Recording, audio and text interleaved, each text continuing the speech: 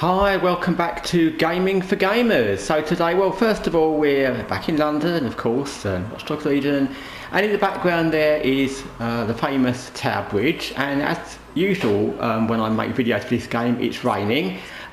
Even in this game, it's not always raining, it's often sunny, and we have grey days in this game. It's really got the weather in London to a T. It's got every kind of weather you can possibly imagine, and it also changes quickly, which is like it does in London, but it's not always raining, but it always seems to be raining when I make a video. Anyway, I think Noel's going to need an umbrella.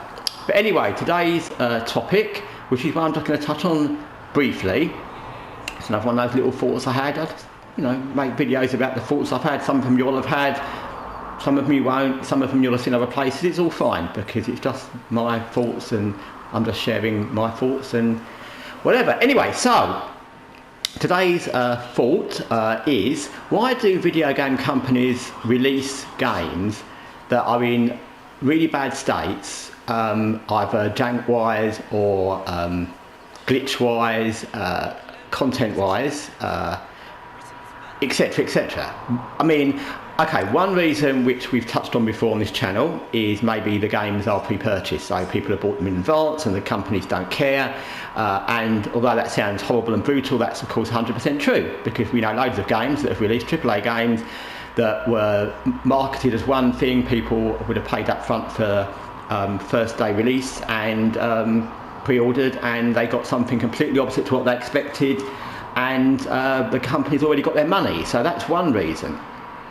But another reason is that that's not always the case. There's plenty of games that release, and the reason I think I thought of this is I've always been into the Total War series on PC, and I was looking at Total War Pharaoh, which is a game that released not great reviews due to the content and the way it was done and the fact that there's problems, and they updated it with a huge update that's all free recently, and it's fantastic now apparently. Not fantastic, but the general gist of it's a lot better.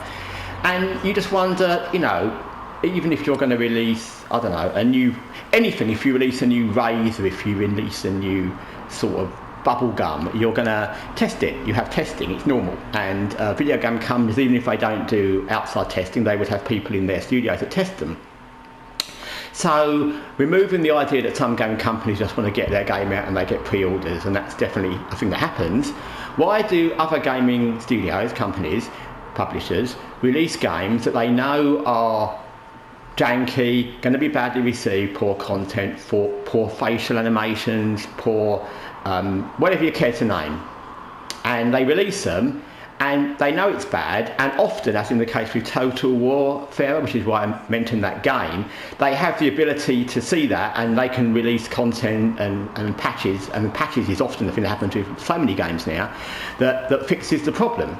Because apart from that pre-order kind of scam thing when you release a bad game and get pre-ordered and you've got their money, how many games can we list? You can probably list, even if you're not super into gaming, you can probably think of a half dozen games recently in the last 6 months that released and got really negative reviews. There's lots of them last year, we won't go into them all, but where they've got super bad reviews straight away.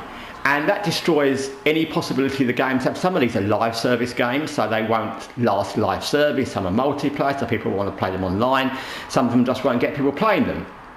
And you wonder why, if you do even a slight amount of testing, even if one person tested the game, they would see straight away. I mean, some games, obviously it's about interpretation, and some people won't like a certain thing, they won't like a certain type of context. Some people didn't like Watch Dogs Legion. That's not about whether the game's janky or badly made. That's just a choice, like reading a book or watching a series on TV. You might not like it, but that's different. But even if one person at these studios tested it for jank, or looked at the, it's bad facial animations, bad syncing with the voices, bad content, combat that doesn't really work properly, they would work some of these things out because they obviously would play games. So you just wonder why they do that, because they're killing themselves. Because if you release a game that is going to get panned on release and you've not taken loads of pre-orders, especially if it's live service or online or multiplayer, you're killing your game straight away.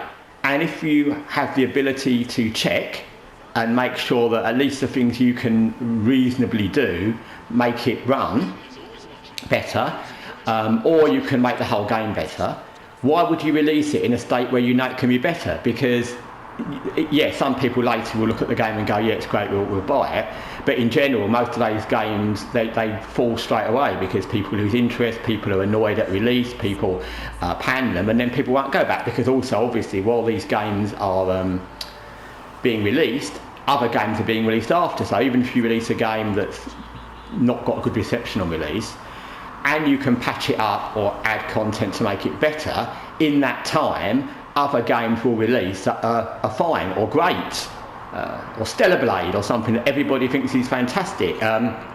So it doesn't make any sense for any reason, unless you've already got loads and loads of money as a pre-order. And even then, it doesn't quite make sense unless you know your game is really bad and you know that you can't make it better, because even if you get pre-orders, you would like more money.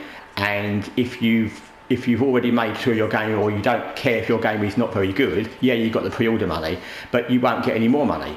So it doesn't make sense, and it's a really weird thing, because there's no other industry. And like I mentioned earlier about bubblegum, even if you're making bubblegum which is really cheap, or Lexus cars which are really expensive, or Asus computers or Toshiba televisions, you would test them thoroughly beforehand. It doesn't matter what the product was, whether it's electronic or media or food, you would test it. So why don't they do that in video games? And yes, the pre-order thing is a part of it, but it's not the whole point. And it's just so many publishers and developers shoot themselves in the foot, or actually both feet, before they've even released the game, by not properly checking it for things that basically you or I'm not a professional game checker or tester, could easily spot in a game. We could easily spot if a game didn't run properly. We could easily spot if a game had jank. We could easily spot if a game had bad lip sync or bad voices or bad content, or the combat didn't work because of a certain reason, etc, etc.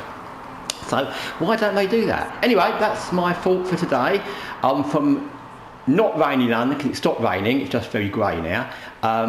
Thanks for watching Gaming for Gamers. Till next time, take care.